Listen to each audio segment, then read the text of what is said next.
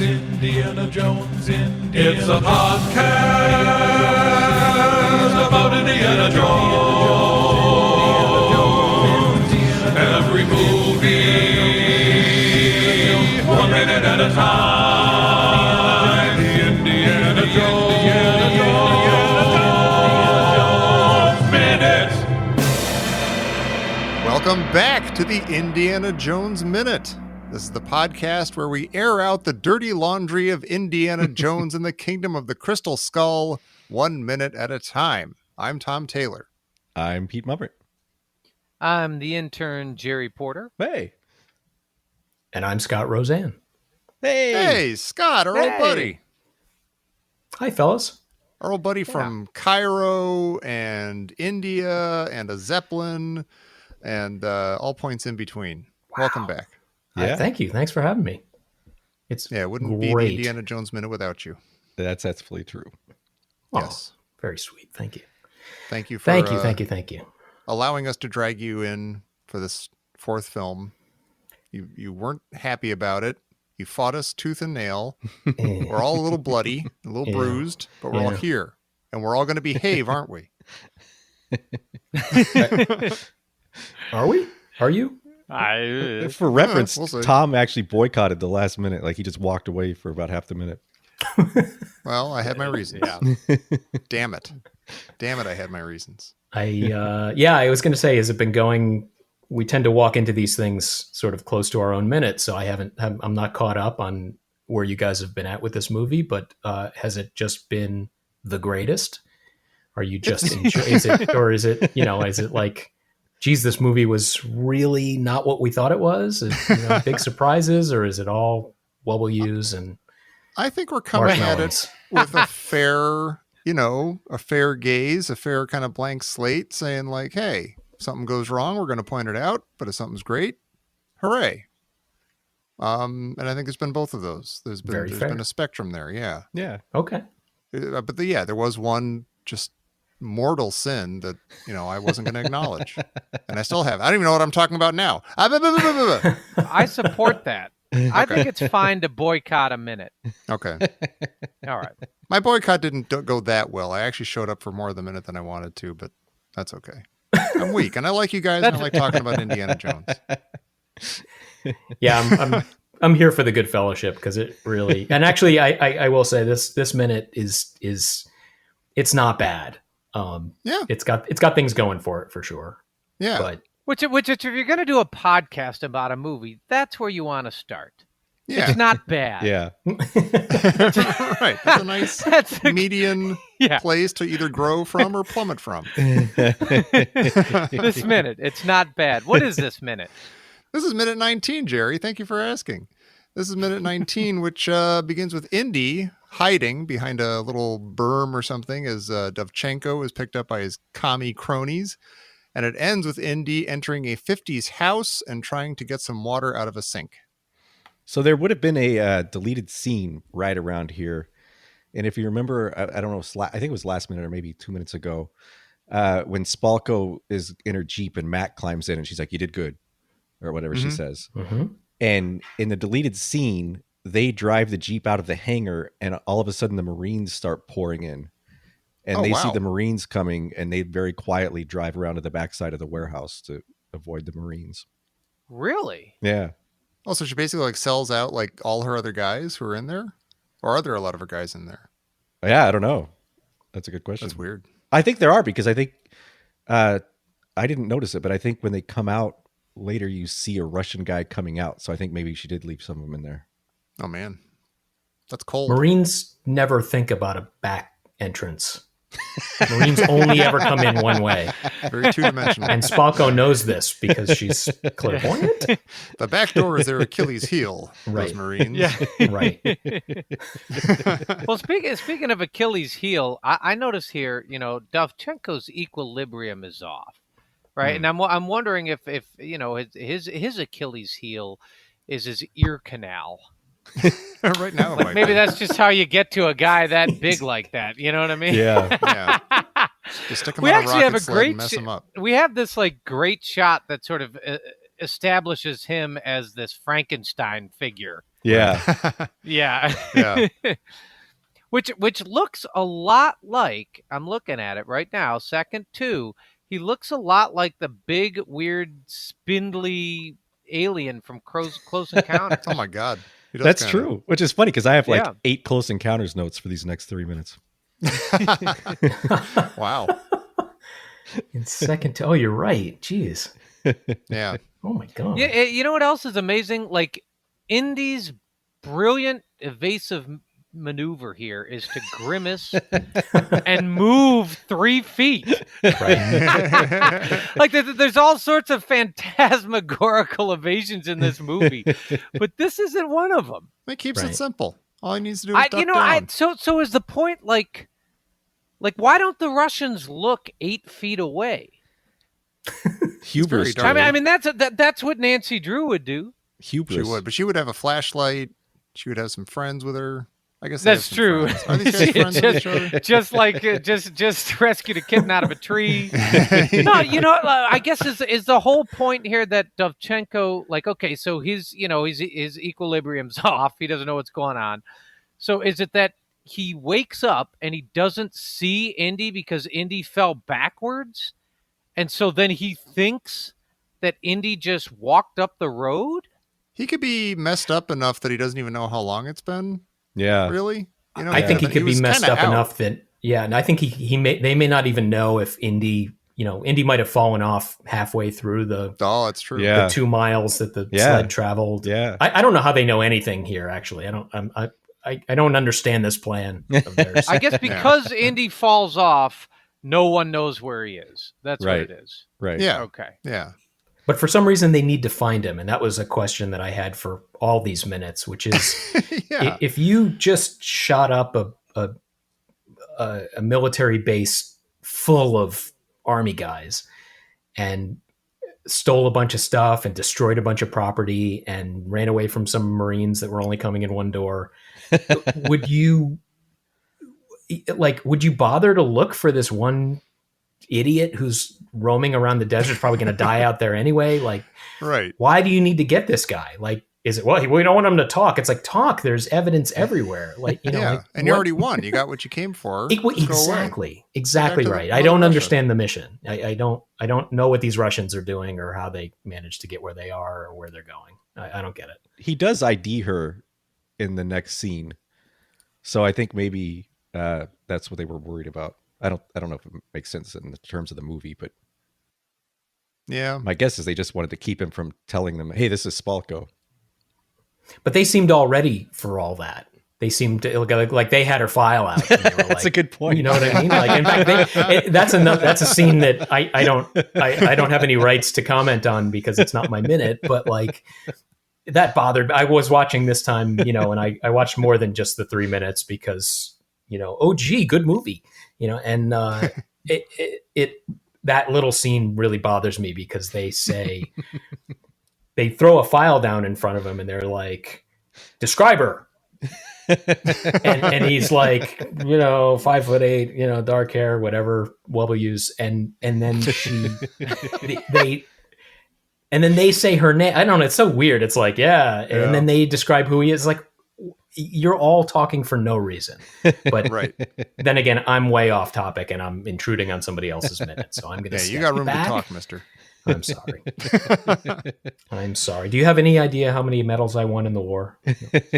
How many? Yeah. I had another question here. You said at the beginning of this minute, we start with the deleted scene. I wanted you to go back and double check that script. I'm wondering if there's a second deleted scene where Indy is adopted by a coterie of prairie dogs. it's hard. Yeah. It's hard at first, but they slowly develop a crude form of communication here. Pretty soon he learns their rituals, and prairie dog, we're not so different, you and I. I'm now a part of the tribe. Yeah, exactly. And I figured it's kind of like a Dances with Wolf thing. Like Nell. It's like a modern. He goes dog. Yeah, right. He goes dog. That's what I'm expecting here. I mean, he rolls over and the car drives away. And that he's just sitting there. And unfortunately, we've had these prairie dogs now. And the reason I'm thinking this is because they're in my head. Yeah. You know, they've been placed in my head in a They very burrow. distracting manner. Yeah. Are we pro prairie? Again, asking for a little recap on past minutes. Actually, you know what? I'm holding up a for mirror. latecomers. Scott, Yeah. Scott, are you pro? Are you pro prairie dog? Am I pro prairie dog? Yes. Interesting. In as much as you can be pro anything in this movie, I'm pro prairie dog, except for Jim Broadbent, who's awesome. But I'm pro prairie dog, and I'm kind of pro Shia LaBeouf, but that's a whole different thing. Interesting. I think the two go together. They are Two sides of the same they coin. are in a class together. There's no doubt about it. But but I actually think that and we're hell and gone from the opening minute. But I kind of really like the mountain into a molehill concept, and that really, like, when that happened, I was like, this is great. That's really funny. Not funny, yeah, because I'm an idiot and I'll laugh. Little creature. Sitting there in the movie theater. No, I'm not that guy. Yeah. But I liked that, and that came with prairie dogs. So the presence of prairie dogs don't bother me.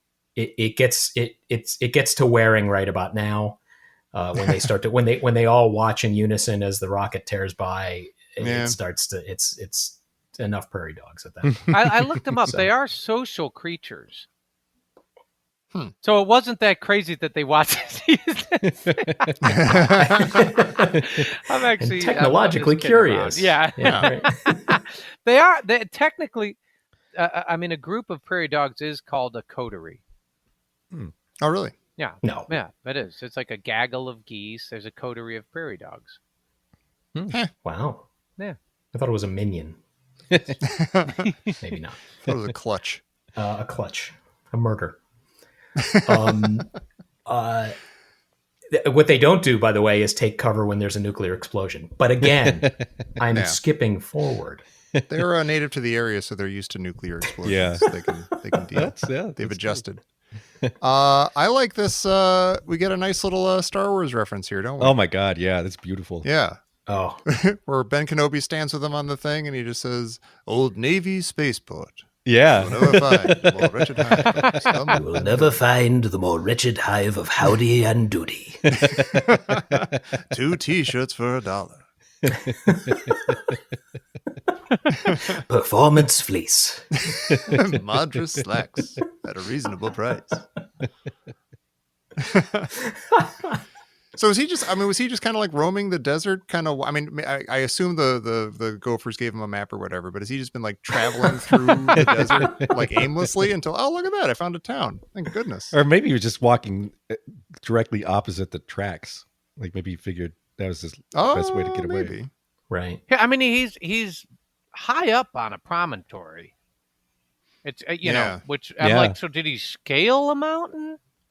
Yeah, he about must to have. scale? Yeah, I wondered that too. Actually. Yeah. Right before this scene, I think, before they cut in with the camera, I think he's like, "Over here." A transport. Well, what's interesting is we get the old desert wolf howl. I I love wanted that. to know. Oh, yeah. I Yeah. love that. Well, why didn't they invite the classic bird? Caw! Yeah, really. Back? Exactly. Yeah. Well, it's Nevada. You got to have the coyote. It seems a little more Yeah. location. All the sound here, I have to say everything about this, from taking 2 seconds back, the beautiful lap dissolve to that sunrise. Yeah. And Oh, yeah. lap dissolves a way underrated and sort of much reviled technique these days, and you can't beat a good lap dissolve, especially in these movies. I think it's one of those things that sort of puts this in it gives this movie its patina that that it can share with the other Indiana Jones movies. Yeah. And it's musicless. It sort of has this like really beautiful kind of air sound to it. Mhm. And the coyote, and it's just great. It's like 3 shots of beauty, and I love it. And then you totally get on that board just at that this little point. musical sting that's just right. It, like Tom said, is right out of Star Wars. Yeah. Oh yeah, yeah. It just feels like Really classic nice. George Does Lucas. he? Do they really not do lap dissolves anymore, or like they're not in Oh, there vogue, is or- music. That's right. Sorry, I was thinking because I had thought to myself, oh, there's no music. It's that beautiful Star Wars John Williamsy sound, and then there's like a nice patch of just coyotes and air. Yeah, yeah, And it's just great. Yeah. That's hard to do, and it just sounds really good. yeah. I mean, what you call air, I call Yahweh breath. Oh, sure. Well, sure. Which I did notice is one of it was a strong signal of it here, which is basically the only way I can get through this movie. Of Yahweh breath. If I keep if I keep telling myself that we see the ark and that's kind of that sort of thing, it's like and in the minutes coming up, the next minute or two, I have to lean pretty heavily on that Yahweh breath to get through. I'm with you on that, Jer. I'm fully on board with that. Are you Solidarity. there, God? It's me, Pete. Only in the trachea of God will we prove our fandom. Yeah. No, I'm with you on that for sure. For sure. Do the Russians know that this is a Potemkin village? And are they upset and angry that the U.S. stole their idea of Potemkin villages? Well, there is a deleted scene here. Nice. Ooh. Another deleted scene. I'm not Where- surprised. Yeah, I mean, this village is like, Jerry, you call it a Potemkin village, which it sort of is, but it sort of isn't. They call this Doomtown, and during the 1950s, the U.S. government built these amazing like they built entire cities next to nuclear tests because they wanted to find out like what would happen basically to everything, and they built everything, like the whole house, the electrical system, everything. Oh, they did. So like those sprinklers in the lawn and stuff for the next couple minutes. That's not bizarre. No, That's like- they literally built a working very town. detailed. Oh, that's And, awesome. Yeah, the grocery Yep. stores had groceries on the shelves. Like they wanted to make it as realistic as possible because they wanted to study the effects of the nuclear blast on absolutely everything. You'd think they do that the first time and then be like, you know what? These bombs are pretty Yeah. good. Like they kind of wipe everything off. Like we're not going to get much from like the boxes of cereal in the store. So why don't we just sort of, kind of gestalt it a little more next time? Blast radius sufficient to damage Crisco canister. Check. It's interesting though because they say that the what they learned from Doomtown they actually built into a lot of modern building codes in the U.S. Like Oh, a lot of man. that comes from what they learned here. Really? Yeah. That's cool. So we don't have to worry about nuclear annihilation if we're in the right cities. Like Well- the buildings will stand. We'll get there in a couple minutes, maybe depending on your location. Okay. Yeah. Something to look Nice. forward to. Nice. Yeah. But they actually did I think this was based on a very specific test in the mid 50s called Operation Teapot, where they dropped a 29 kiloton bomb from a tower just like this and they built this whole town next to it. Wow. And they did like they posed mannequins all around the town just like this, and they had like all that mannequins had different clothes. Like everybody, like they tried to get as many Wow. different fabrics, everything. Like they really wanted to study the effects, like what would burn the hottest, what would burn first, what would blow up first, everything. So were they like? I got lots of questions. Like, how do they even like track any of that? Like, they're nowhere near. They're not close enough to see any of that stuff happen, and then nothing is left afterwards. Well, they had cameras everywhere, and then they also, I guess, they would just go in afterwards and like kind of do a forensic analysis. Okay. And you can there's some amazing videos on YouTube if you look up Doomtown and look at some of these tests. You can see like the cities they built look almost exactly like this, and you Wow. can see Wow. like what the blast looks like. And I think these next 3 minutes like absolutely nailed it. Okay. There's Cool. there is a film, a documentary called Trinity and Beyond, Mm-hmm. which was directed by a guy named Peter Curran. And if that name sounds familiar, he was an effects animator on the original Star Wars and on several Lucasfilm productions thereafter, and directed this documentary. It's narrated by William Shatner, and it's all about the nuclear arms race and during the Cold War.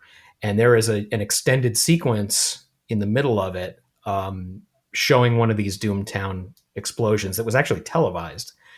And they have part of the news broadcast, and then they have photographs and film from inside these houses. And yeah, it's surprisingly detailed. The mannequins are all in there. The furnishings are all in there. Wow. They do some silly trickery where they do sort of a modern version where they restaged some stuff, and there's close-ups on the mannequins, and that's a little bit of a theatrical flourish. But but this thing exists, and presumably it was brought up to people at ILM when they did the model work on this. Oh, cool. On this sequence, and they said, okay, well, you got to watch this movie Trinity and Beyond. It's directed by one of our guys, and you can actually get it. It's on YouTube, and it's also on archive.org is where I found like a really nice quality version of it. And I was watching it and almost forgot why I started watching it, because it's so much more interesting. And then I had to turn back to this movie. So no, it's really fascinating. It's fascinating and amazing film. Yeah. Yeah. It's really, that whole period is great. And I have to say this thing that we're watching now, like once the color palette shifts, we're in broad daylight, we're in this yellow hued kind of town. This is, I think, like this scene is unique among all the Indiana Jones movies. Most of the other ones have little scenes that tag off each other or bits that sort of, are reminiscent of each other. And this is absolutely like this little chunk right here is just, it's unique. It's sui generis. It's just like this really amazing little piece. Mm-hmm. And whether you loved it in the theater or you were confused by it, or, and obviously what caps it off is the source of some controversy, but this portion of it is like, you have to give it credit for being like, wow, this is a totally new Indiana Jones flavor that we've never gotten. We're never going to get again. It's nice. And it's really lush too. Like they really did. It's shot gorgeous. Nicely. The colors. Yeah. Amazing camera moves. And you talk about the color palette. Like, what is going on with the Caribbean blue and orange? Like if you look at the clothesline, just as an, it's second 51. There's Indy approaches the house. He goes through the back door. I mean, apparently he wasn't a Marine. He knew where the back door was. So, but you look at the house is orange. And like somebody in the house is all they wear is orange, white, and blue, like Caribbean blue, like tropical. Like I'm looking at, there's just like aqua shorts, aqua pants. Well, there's that whole thing about orange and blue in movies, like being the most pleasing color combination. Yeah.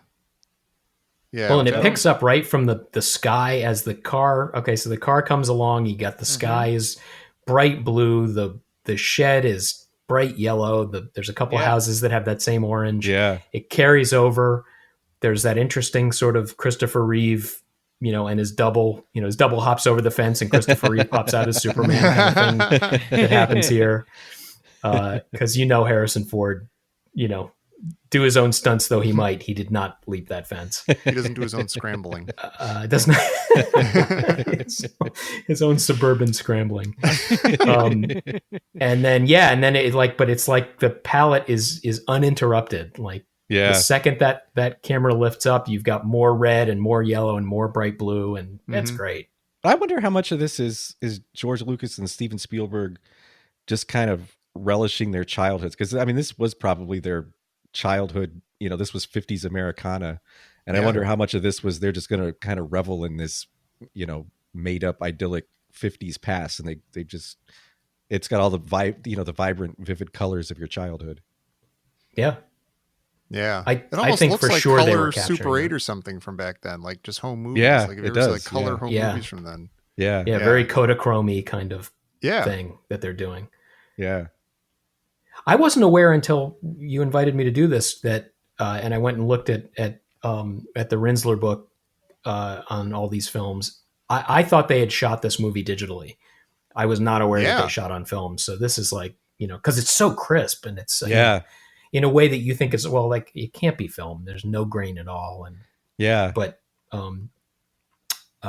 this is all film, and you're right. It has that beautiful Kodachrome kind of color separation. Really, swell. Yeah. Yeah, we were wrestling earlier with like the kind of there are a lot of scenes outside that feel like they're on a soundstage and just, digitally done later outside Yeah. or something. But then Yep. I think we were finding out that wasn't the case, that it's just lit and filmed weird or something. Yeah. I'm still not convinced or sure of like what is what Yeah. at certain points. But yeah, there's like a weird, you get shots like this that are just very vibrant and beautiful and film like. But then there are other things you're like, boy, they're just leaning on every digital toaster button they had to like make things look pretty. Oh, absolutely. Yeah. And you don't really know what time of day anything is either. That's a problem I have with the movie up to this point. Is it's really mismatched. It generally, that kind of thing doesn't really matter that much if the story keeps you hooked in. But as we all know, this story has things that don't keep you hooked in. Some of the seatbelts are a little loose. I think the colors lend to the creepiness. Oh, Of absolutely. the next few minutes, like absolutely. just of the town, and I like how you mentioned it. It just the scene sticks out. It's a very different scene than maybe we've any other Indiana Jones movie, and it's creepy. Yeah, It's odd and it really creepy, is. and It it works. It's great. Yep. Yeah, it's like if it wasn't a bridge too far, it's almost like they would have thrown it into high contrast black and white, because it's like a Twilight Zone. It's right. like, it's Yeah. like, where is everybody? It's like It's just Indy on Leave It to Beaver. Yeah. I can think of it as like a Philip K. Dick novel. Like it's got sort of that same weird feeling of unreality the whole time they're in this little town, and you don't know what time it is. You don't know where they are. It's very it's so vivid, and it feels very dreamlike. Absolutely. Pete, did you ever tell us what the cut scene was? Did I zone out? You said there was a cut. I did tell you. You did? It's the Marines. It's the Marines coming in the back door. No, but you said there was a cut scene right at the beginning of this part, didn't you? No, I didn't. Up. You're right. Thank you, Tom. Oh my God, I'm not insane! Hooray! Everybody else is insane. I knew it. Prairie dogs. It was everybody else all along. Tribe. No, there's a outside of the town. You see the Russians driving in, and they pass a sign that says "Boomsburg. Please drive carefully." And they're really confused because they look on a map and they can't find Boomsburg. Boomsburg. That's hysterical. That's in the script? Yeah. Or it's not in the Really? script. It's in the 95 script, Jeff Stewart's early script. Oh, I didn't see that one. Oh, okay. Wow. Well, so the entire vastness of the Nevada desert, and Indy and the Russians are 20 feet away. Yeah. All right. Meant to be. Well, if they're driving around looking, maybe they think, oh, there's a town over here. This is the only town within 60 miles. Maybe he's here. Yeah. They got the same map from the Gophers. I have a question for the group. Gopher informants. Yeah. When you're everybody here, if you're faced with a clothesline with laundry on it, do you go around it, or do you just barrel right through when there's really no reason to? And he just like dives right through like, a sheet and a shirt and a skirt and stuff, when he's like, an inch from the edge of the thing. He could just gone around just as easily. It's true. This brings up some really bad memories for me. Whoa. When I was a kid, we had this almost an identical clothesline in our backyard. And somehow I got it in my head that I was going to learn to tightrope walk. And I climbed up the pole and I stood on that crossbar and I made it like 2 or 3 steps, and then I fell and broke my arm. Oh my God. Oh, no. Really? Yeah. Man. Oh. Yeah. Wow. And then you you went in the house and you went, Mom, Dad. Hello? No one came running, did they? Did they, Peter? That's how you nailed are, it. the way you are. This thing's not working. Uncovered a lot with that. Broke my arm. Broken arm's not really a big deal. So did this just send you into 1,000-yard stare when you watched this in the movie theater? Were you just like, oh, I'm back there? Yeah, I got a broken heart. Yeah. Yeah, for me the biggest disappointment was not the broken arm. It was just that I couldn't tightrope walk. Aw. Like I just figured I'd be able to Get right back on that horse. Yeah, It's not over yet, man. I mean, Yeah. it's getting close. you could really give it a good solid go. I do want to mention here what you said to me, Pete, talking about tightrope walking. a couple years ago we were talking about midlife crises, and actually we weren't. We hadn't even gotten there, and you called me up in a bit of a fluster, and you said, Uh-huh. I think you had maybe turned like 37 or 38, and you were really in a foul mood. And I was like, hey, man, what's going on? And you go, well, I can never be an astronaut. And I said, oh, I didn't know. I mean, I don't know. I knew you minored in Greek in college. Did you not pass the test or something? Or? I didn't know that you wanted to be an astronaut. Did you? And you go, well, I did want to be an astronaut. But even if I did want to be one, I couldn't be. It's too late. And then you slam the phone down. You're like, no matter what, I can't be an astronaut anymore. And then you went into this, you're like, the opportunities are dwindling. It's like looking ahead. It's like a tunnel that's closing in. But you're slowly hanging up the phone. I said, Pete, your opportunity for diabetes is expanding. No, fortunately, Jerry's such a good friend. He was the mine cart that got me through that tunnel. There you go. Oh, Hey. That's beautiful. this is Anyway, so sweet. you can tightrope if you walk if you want, maybe. Yeah, maybe I'll start a little closer to the ground this time. Start with the love at home first, will you? Love it. Oh man. When Indy walks into the house here, though, I feel like they missed a really perfect tie-in. Because if you look at all these cleaning supplies up on the wall, Yeah. not one bottle of Rinso. Oh, I didn't even. Yeah, no Rinso. Right. Yeah. That would have been nice. See, they don't even get their own movie. I hate that. Clearly weren't paying attention. No socks drying on the rack. Indy actually, he opens the door and he yells, hello? And I'm asking question for the group. Is that the most scared you have ever heard Indiana Jones? That might be part of the reason why this is a cool sequence. Not only is you're seeing Indiana Jones in the 50s, like in a 50s house in a 50s town neighborhood, and he's totally out of place. He's dressed as Indiana Jones. He's got his Indiana Jones costume on, and he's just in this suburban house. And yeah, he's freaked out. It is like a Twilight Zone episode. He's like freaked out. Like, what am I doing here? Hello? What's going on? I'm in trouble. Yeah. Yeah, it's very cool and weird. Yeah, that's well put. He's very vulnerable. Yeah, he is. Like, and it brought to mind. Remember when he gets punched in? Gosh, is it Temple of Doom? He gets punched and it just stops his heart. Yeah, the cardiac he's punch. like, Keep calling it. Oh yeah, yeah, yeah. And he's just. Like, and we kind of debated, like, is that the most disgusting thing we've ever seen? Like, where Indy's been the most hurt ever. I'm wondering if this might be that the really most is. scared. Yeah, it's very visceral. Yeah. But I'm Jerry, with I you feel on like that. you asked that exact same question last movie, and I can't for the life of me remember what scene it was. Oh. Where you said, "Is this the most scared that Indy's ever sounded?" I have a suspicion about what it might have been. Yeah. In the thing that pops into my mind is the moment where he realizes he's got to take the leap of faith, and he does this thing where he's like, "Oh yeah, jeez." Oh yeah, Jesus. yeah, might be right. You know, Yeah, and he really takes some stock, and then he puts Yeah. his hand over his heart, and that moment is that he's acting the hell out of it, and oh yeah, like you really get that little sense. These later movies are really kind of so chock-a-block, or so overstuffed. Chock-a-block is not the word I was looking for.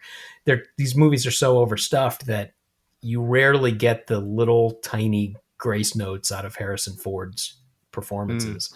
And that was one of them, where it's just one of those little, like, ooh, so light and so, deft. And I guess this is one. I don't know. I was going to say something snarky about how he lost all his vowels because he comes in and like, but that's just it. That's what happens when you're frightened. You lose your vowels. I'm going to go with you guys. I'm going to follow your path and say, yes, it's because he's truly vulnerable and not just old Harrison Ford, old marble mouth Harrison Ford. You void your vowels.